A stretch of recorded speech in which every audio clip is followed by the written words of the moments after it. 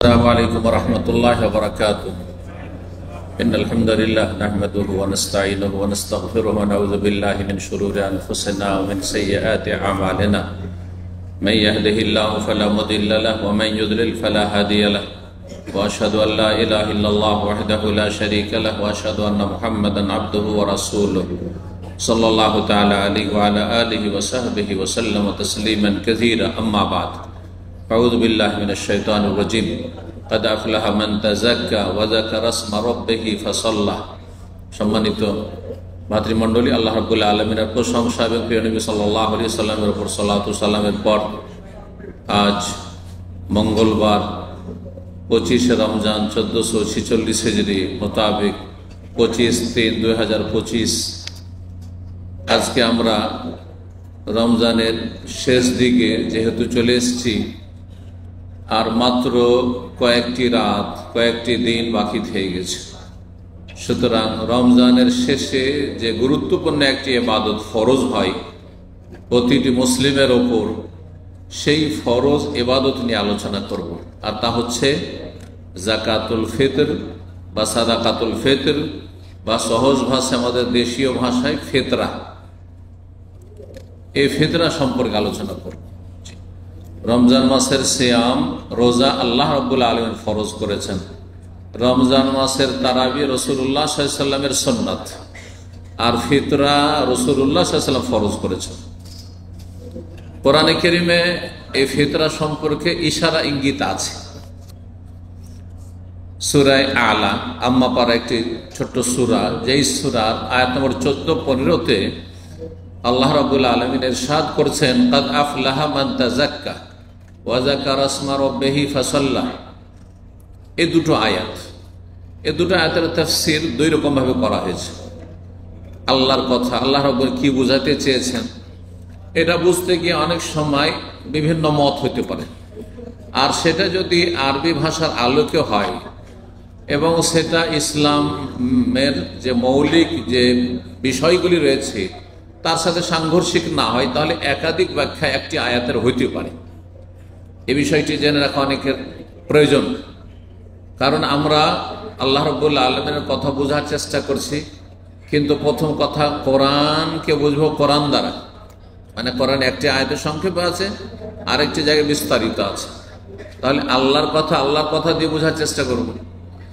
যদি তা না হয়, ধরেন শুধু আয়াতের সংক্ষেপে আছে, তাহলে 2 নম্বরে যেটা স্থান পাবে সেটা রাসূলুল্লাহ সাল্লাল্লাহু আলাইহি সাল্লামের কথা কাজ দ্বারা, সুন্নাহ দ্বারা কোরআনের আয়াত আল্লাহর কথাগুলি বোঝার চেষ্টা করে যে আল্লাহ কি বলতে চেয়েছেন।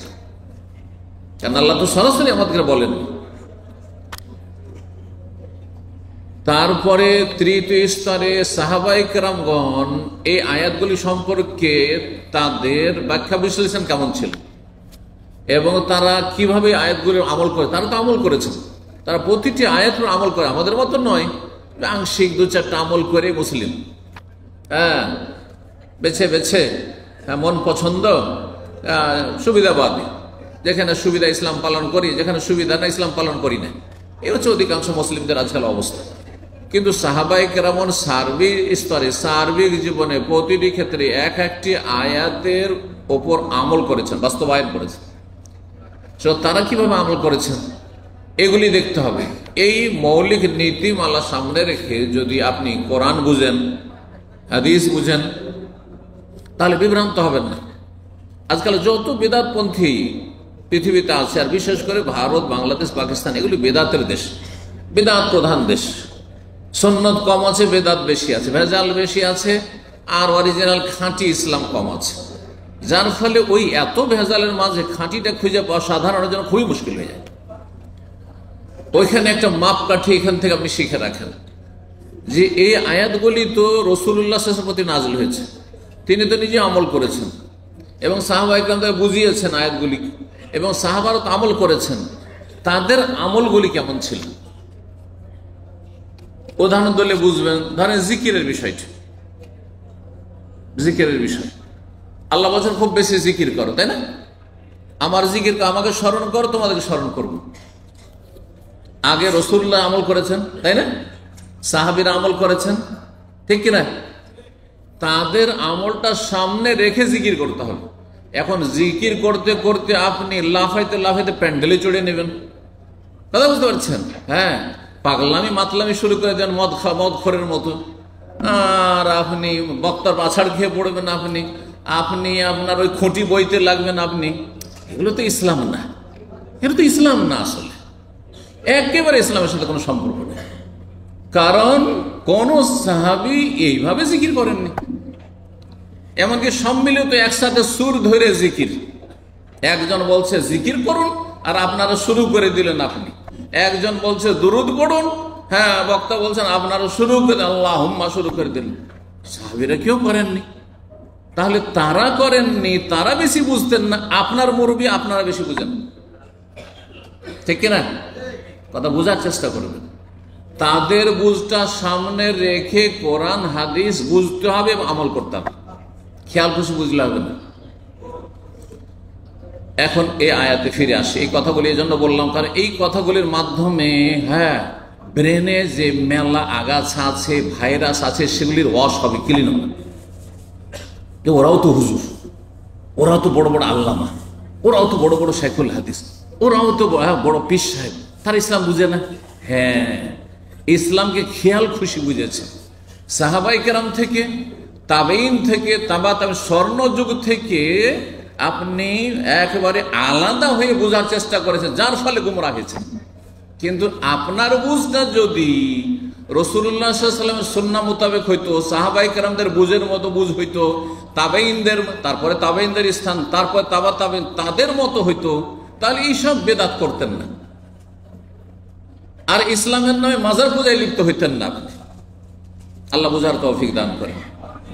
আল্লাহ বলছেন কাদ আফলাহা মান তাযাক্কা। এই আয়াতটি বলতে এতগুলি কথা বললাম। এই আয়াতের দুটো তাফসীর। একটা হচ্ছে সফল নিঃসন্দেহ ওই সব লোকেরা, কাদ আফলাহা মান তাযাক্কা, যার আত্মার পরিশুদ্ধি করল, আত্মাকে পাপ থেকে পরিশুদ্ধ করেন, পাপ মুক্ত করেন। জীবনে পাপ রাখেন না, গুনাহ রাখেন না, অন্যায় রাখেন না, জুলুম অত্যাচার রাখেন না, গুনাহ রাখেন না, হ্যাঁ গুনাহ থেকে মুক্ত হয়ে যান, তাহলে আপনি সাকসেস, সফল। আল্লাহ বলছেন কাদ আফলাহা।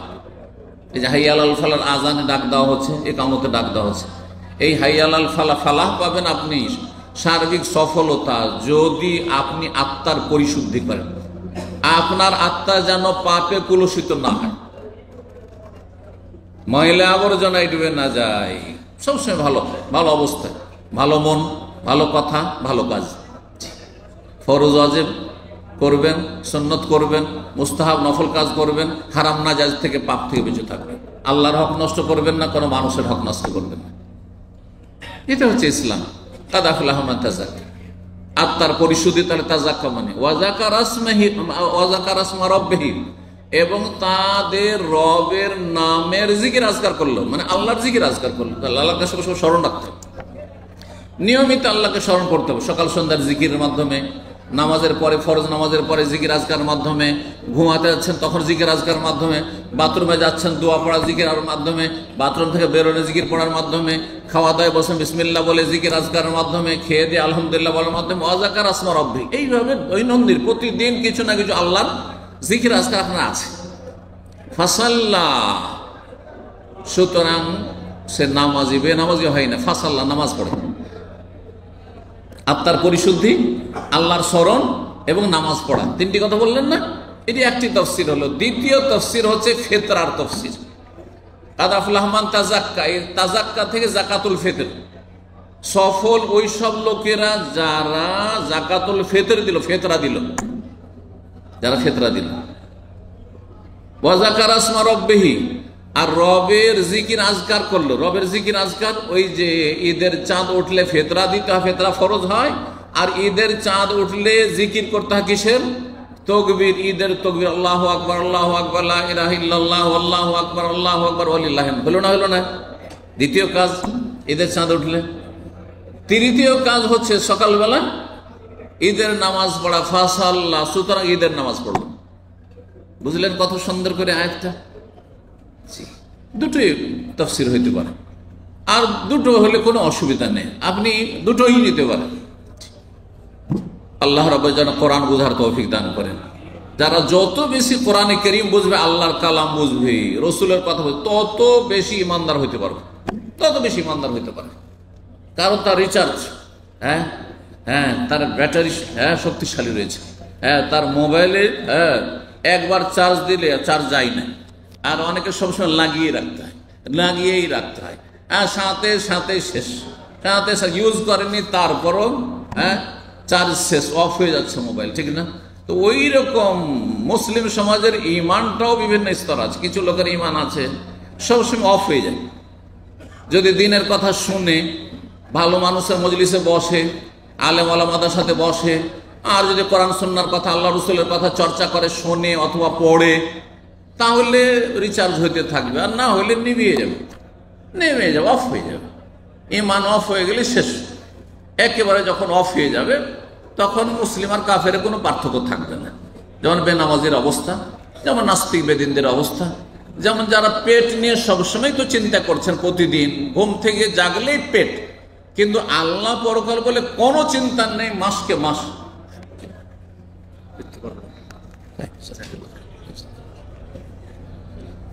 তো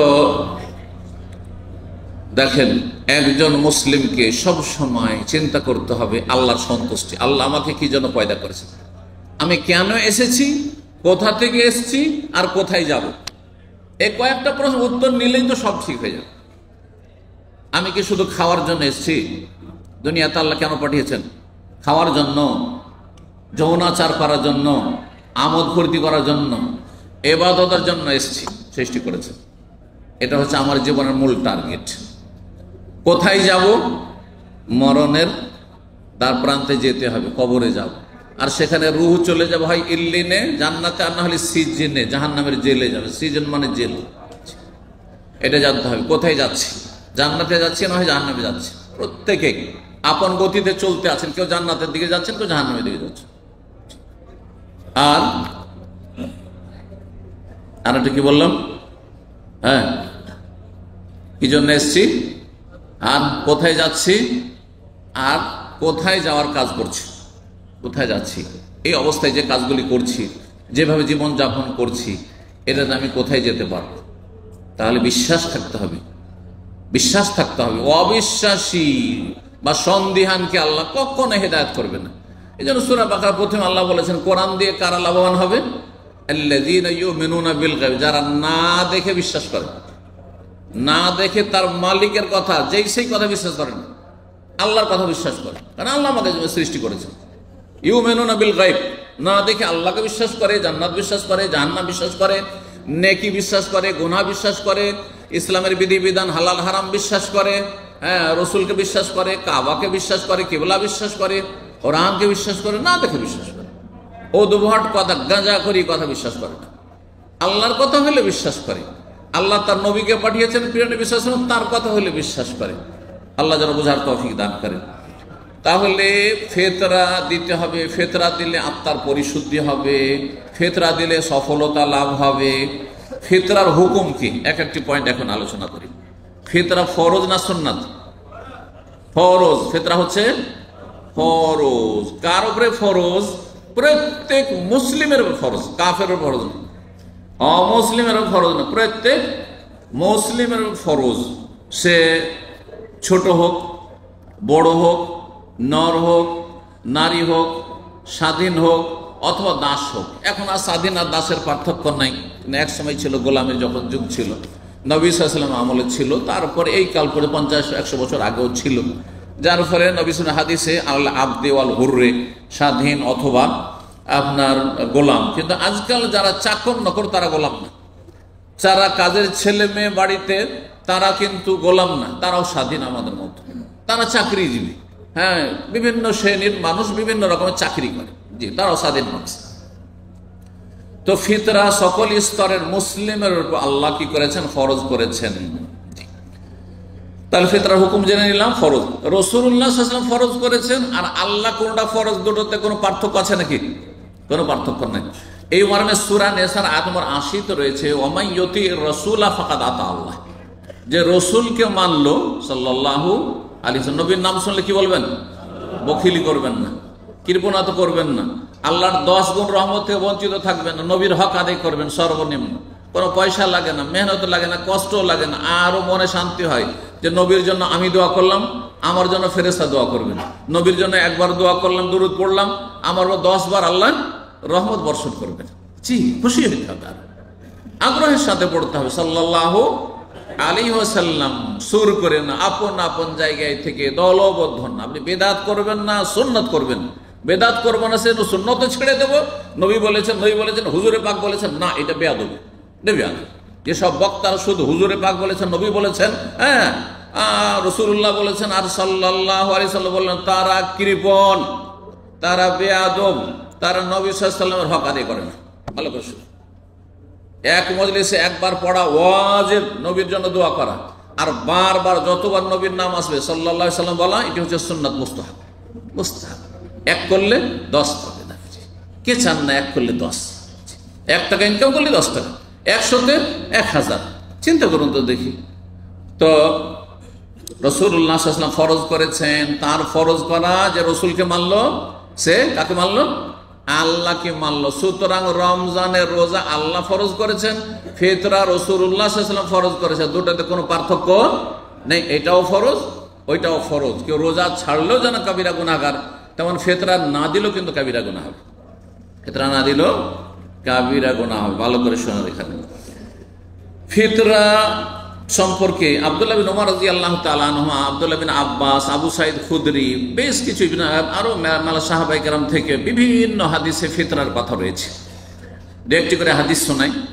আব্দুল্লাহ বিন ওমর রাদিয়াল্লাহু তাআলা আনহুমা বর্ণনা করেছেন, ফারাদা রাসূলুল্লাহ যাকাতাল ফিতর, রাসূলুল্লাহ সাল্লাল্লাহু আলাইহি ওয়াসাল্লাম যাকাতুল ফিতর ফরজ করেছেন।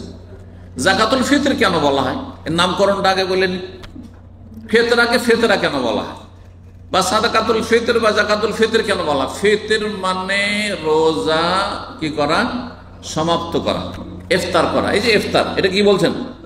এখন কি করতে বসছেন? ইফতার। ইফতার মানে কি? ইফতার ওই যে ব্রেকফাস্ট, ফাস্টিং মানে হচ্ছে রোজা, হ্যাঁ, আর ব্রেক মানে ভাঙা। ওই যে সকালে নাস্তা করেছেন, ব্রেকফাস্ট বলছেন না নাস্তাকে, কি জন্য? যে বাসি পেটে ছিল সেটা। তো এখন সারাদিন না খেয়ে আছেন, প্রতিদিনের ইফতার সূর্য ডুবলে হয়। ভালো, ইফতার হচ্ছে 2 রকম। একটা হচ্ছে ইফতার হচ্ছে প্রতিদিনের, ইফতার হচ্ছে সূর্য ডুবার সাথে সাথে আপনি কি করছেন? রোজা ভঙ্গ করছেন, মানে রোজা সমাপ্ত করছেন, শেষ করলেন আপনি। আর গোটা রমজানের ইফতার মানে রমজানের রোজার সমাপ্তি কখন হবে? যখন শওয়ালের চাঁদের খবর পেয়ে যাবেন। 29 তারিখ, 29 রমজান গিয়ে বা 30 রমজান গিয়ে চাঁদ উঠে গেল, চাঁদ ওঠার খবরটা 29 রমজান, অথবা 30 রমজান পুরা হয়ে গেছে, চাঁদ ওঠার খবর আর কোনো প্রয়োজন নেই, 30-এর বেশি আরবি মাস হয় না। সুতরাং আপনার গোটা মাসের রোজা ইফতার হয়ে গেল। এবার বুঝছেন না? তো এই যে ফিতরাকে ফিতরা এই জন্য বলা হয় যে রমজানের পুরো 29 বা 30 রোজা সমাপ্ত করার সাথে সেটা ফরজ, তার সাথে সেটা সম্পর্কিত। রোজা রমজান শেষ আর শাওয়াল মাসের চাঁদ দেখার খবর হইল, আর আপনি বেঁচে আছেন, অথবা আপনি ভূমিষ্ঠ হয়ে গেছেন, তাহলে আপনার ছেলে ভূমিষ্ঠ হয়েছে, মেয়ে ভূমিষ্ঠ হয়ে গেছে, তাহলে ফিতরা ফরজ হয়ে গেছে।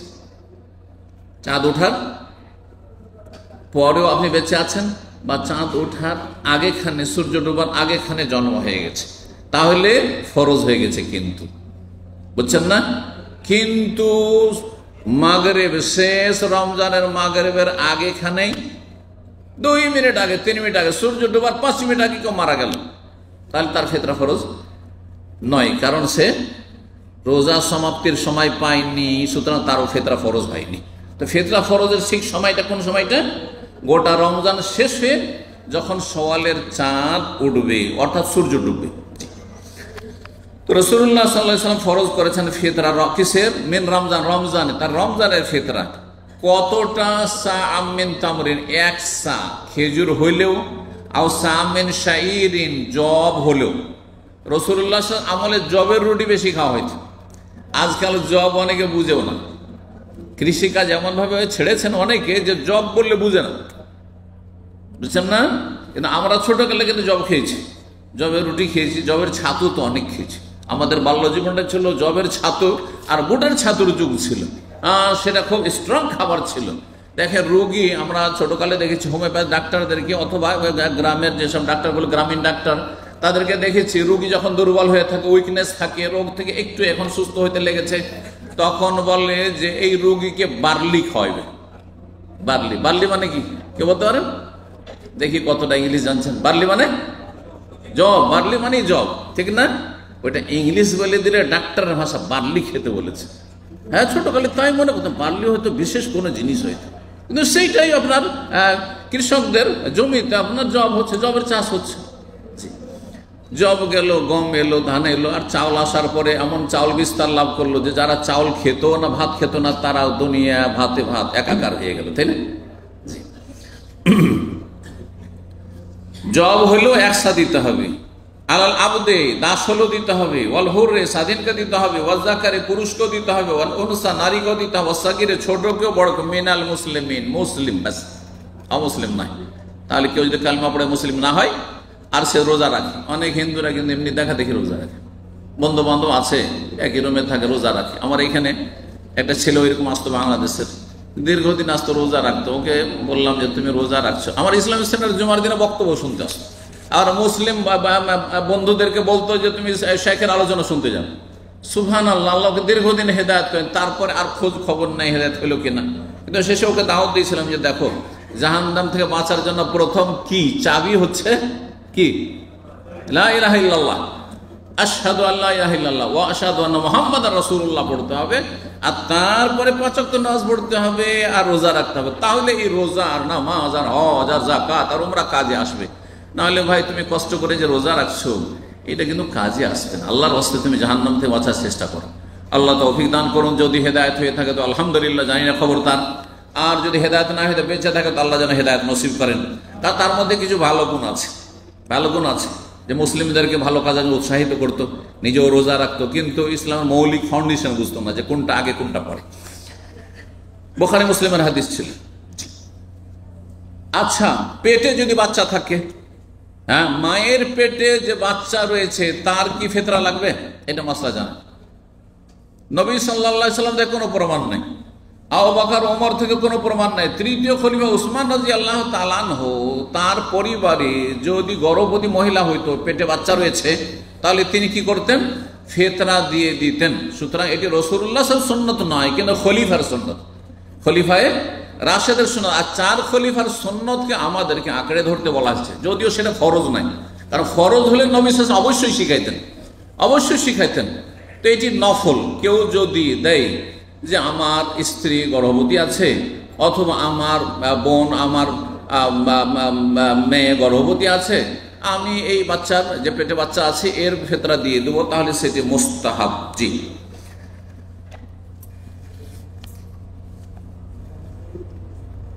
তারপরে সর্বনিম্ন আর্থিক কতটা সচ্ছলতা থাকতে হবে, তাহলে ফিতরা ফরজ হবে।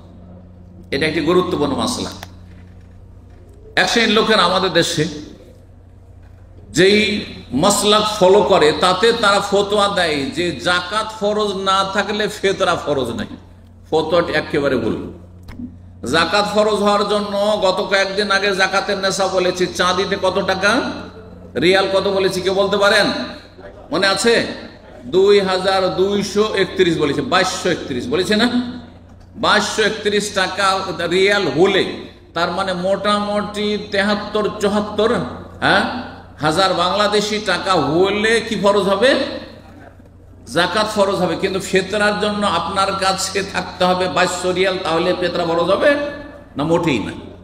এই জন্য অধিকাংশ আইম্মায়ে কেরাম, ওলামায়ে কেরামদের মত হচ্ছে সারা বিশ্বে যে ফিতরা কার উপরে ফরজ? সর্বনিম্ন এতটা আর্থিক সচ্ছলতা থাকতে হবে যে ঈদের দিনের খাবার আছে, নিজের এবং নিজের স্ত্রী, ছেলে মেয়ের, পরিবারের সদস্যদের খাবার রেখে ফিতরা দেওয়ার সমান যদি তার থাকে, তাহলে ফিতরা ফরজ, নাহলে ফিতরা ফরজ না। অর্থাৎ কারো কাছে ধরেন একদিনের শুধু খাবার আছে, এত নিহাত গরিব যে শুধু ঈদের দিনের খাবারের ব্যবস্থা আছে, ঈদের দিনে তার 5 কিলো চাউল লাগবে, হ্যাঁ, বা 5 কিলো কিছু লাগবে, খাবার দাবার খাদ্যদ্রব্য লাগবে, গম লাগবে, আটা লাগবে, তার 5 কিলো আছে বা 3 কিলো আছে, তাহলে আর ফিতরা ফরজ নাই। কিন্তু ঈদের দিন খেয়ে দিয়ে তারপরে ফিতরা দেওয়ার মতো তার কাছে আছে, একসাথ 3 কেজি চাউল দিতে পারবেন নিজের মাথা প্রতি, তারপর স্ত্রীরও হয়তো দিতে পারবে, যতটা দিতে পারবে ততটা ফরজ। বোঝা গেছে না? এবং এটি যদি অভিভাবক সবার পক্ষ থেকে দিয়ে দেয়, সবার পক্ষ থেকে আদায় হয়ে যায়, এমনকি যে কোনো ব্যক্তি, আপনার ফিতরা আমি দিয়ে দিই, আমার ফিতরা অন্য কেউ দিয়ে দেয়, কোনো মুসলিম দিয়ে দেয়, হয়ে যাবে আদায়। কিন্তু আসল ফরজ কার উপর? মাথা প্রতি। এটি মাথা প্রতি ফরজ আপনার উপর ফরজ রয়েছে, আপনার স্ত্রীর ফরজ রয়েছে। আপনার স্ত্রীর পক্ষ থেকে যেহেতু আপনার স্ত্রীর ভরণ পোষণ আপনার ফরজ, সেই জন্য আপনি আদায় করেছেন, সেটা ভিন্ন বিষয়। এইরকম ছেলেরা বড় হয়ে গেছে, স্বাবলম্বী হয়ে গেছে, একই অন্য হয়তো খাওয়া দাওয়া করছে, আমাদের দেশে যেমন থাকে জয়েন্ট ফ্যামিলিতে, কিন্তু সে ইনকাম করছে, তাহলে তার উপরে ফরজ, তার বাবার ফরজ নাই। কিন্তু বাবা যদি বড় সাবালক ছেলে মেয়ে যারা ইনকাম করছে, তাদের ইনকাম তারপরও দিয়ে দিচ্ছে, যে সবার পক্ষ দিয়ে দিলাম, কোনো অসুবিধা নেই। এমন হচ্ছে আজকাল, যেহেতু ছেলে মেয়েরা বিদেশে থাকে, বিভিন্ন দেশে থাকছে, ছেলেদেরকে বলে দিলে 5 দেশে 5টা ছেলে আছে, তোমাদের পক্ষ থেকে আমি দেশে সবার পক্ষ থেকে ফিতরা দিয়ে তোমাদের দিতে হবে না, যথেষ্ট, ফিতরা আদায় হইলি হইল। তো ফিতরা দেওয়ার কথাটি বলছিলাম, যে ফিতরা সর্বনিম্ন দেওয়ার জন্য ঈদের দিনের খাবার রেখে, যাতে সেই দিন না খেয়ে না থাকে গরিব মানুষরা, তারপরে থাকলে ফিতরা দেবে।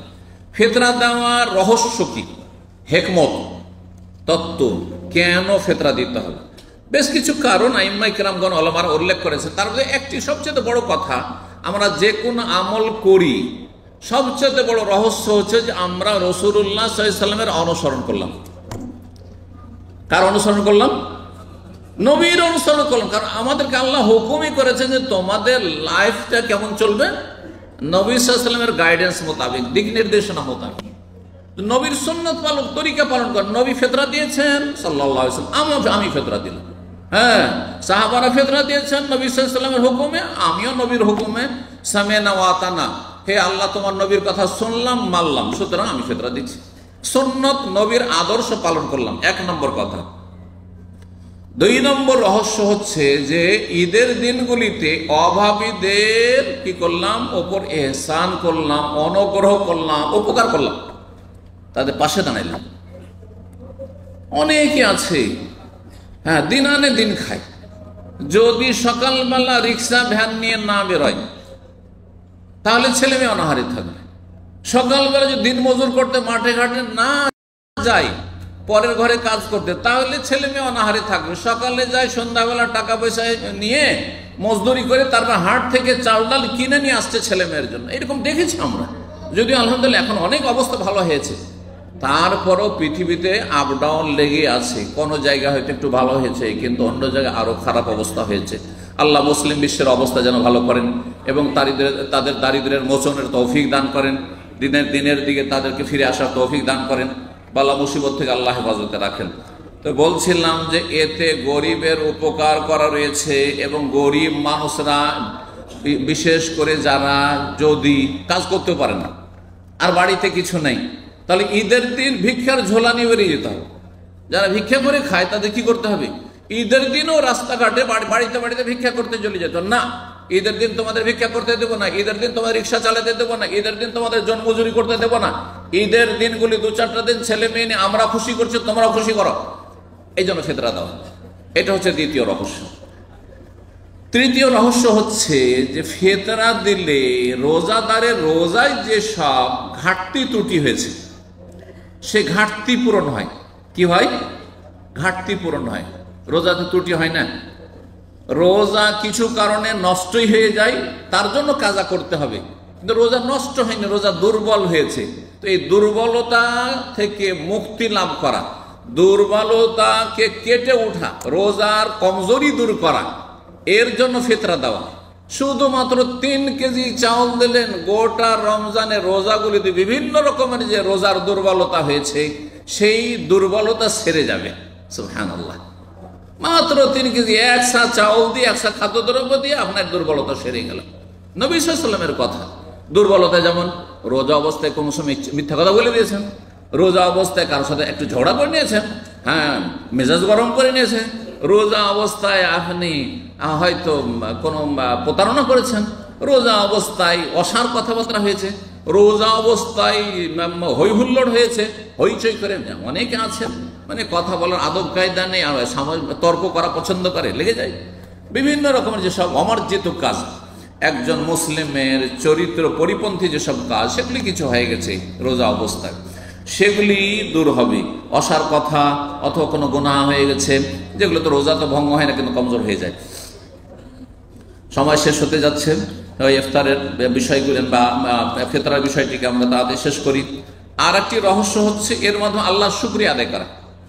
ফিতরার মাধ্যমে আল্লাহর শুকরিয়া আদায় করেছেন, আল্লাহ গো যে তুমি আমাকে এই 30টা রমজানের রোজা রাখার তৌফিক দিলে বা 29টা পুরা রমজান রোজা রাখার তৌফিক দিলে, তোমার শুকরানা স্বরূপ আর্থিক আমি কিছু নজরানা পেশ করছি তোমার সন্তুষ্টির জন্য, সেটা হচ্ছে ফিতরা। আল্লাহ শুকরিয়া, পয়সা খরচ করে শুকরিয়া, জি ফিতরা দিয়ে শুকরিয়া। এই মর্মে ইবনে আব্বাস রাদিয়াল্লাহু তাআলা আনহু বলছেন, ফারাজা রাসূল যাকাতাল ফিতরে, রাসূলুল্লাহ সাল্লাল্লাহু আলাইহি ওয়াসাল্লাম ফিতরা ফরজ করেছেন। কিসের জন্য? তুহরাতাল লিসাইম, রোজাদারকে পাক পবিত্র করার জন্য, মিনাল লাগওয়ি ওয়াসার, অবাঞ্ছিত কথা থেকে, অরাফাস যৌনাচার, স্ত্রীর সাথে বেশি রসিকতা হয়ে গেছে, আমোদ ফুর্তি হয়ে গেছে, বা এই চোখ বেগানা মহিলার দিকে গেছে, হ্যাঁ রাস্তাঘাটে, তো এইসব দুর্বলতা হয়েছে রোজা অবস্থা, এগুলো থেকে মুক্ত করার জন্য। ওয়াতুমাতাল লিল মাসাকিন, মিসকিনদের খাদ্যের ব্যবস্থা করার জন্য। ফামান আদ্দাহ ক্বাবলা সালাহ, সুতরাং যেই ব্যক্তি ফিতরা দেবে ঈদের নামাজের আগে, ফাহিয়া যাকাতুন মাকবুলা, সেটা আল্লাহর কাছে মকবুল হবে, কবুল হবে। ওমান আদ্দাহ বাদা সালাহ, কেউ যদি ঈদের পরে ফিতরা দেয়, ফাহিয়া সাদাকাতুম মিনাস সাদাকাত, তাহলে সেটি সাধারণ সাদকা হবে, দান সাদকা হয়ে যাবে, ফিতরা আদায় হবে না। তাহলে এখান থেকে আরেকটি মাসলা কি বুঝলেন, যে ঈদে যাওয়ার আগেই ফিতরা আদায় হইতে হবে। আপনার ঈদ একদিন আগে, আপনারা প্রবাসী, বাংলাদেশের ঈদের দিনে ফিতরা দিলে আপনার ফিতরা হবে না। আপনি এখন থেকে টেলিফোন করেন আর বলে দেন যে ঈদের একদিন 2 দিন আগে, অথবা ঈদের চাঁদ যেমন এখানে উঠবে আরো একদিন বাকি আছে ওইখানে রোজা, তখন বলে দেন যে আমার ফিতরাটা তোমরা, আমাদের সকালবেলা ঈদ হয়ে যায় ফজরে কিন্তু, হ্যাঁ সুতরাং তার আগেই তোমরা এই রাত্রে অথবা দিনে, আগের দিনে আমাদের ফিতরাটা দিয়ে দাও। ফিতরা কোথায় দিবেন? যেখানে বেশি প্রয়োজন। আমরা দেখছি আরব দেশে সচ্ছল লোক বেশি, আর যদি অভাবী থাকেও তো অভাবী চিনি না, অনেক সময় ঠকে যাব, অভাবে বলে দিচ্ছি, আসলে ও হচ্ছে ধোঁকাবাজ, প্রতারক, হ্যাঁ ভিক্ষা করা ব্যবসা তার।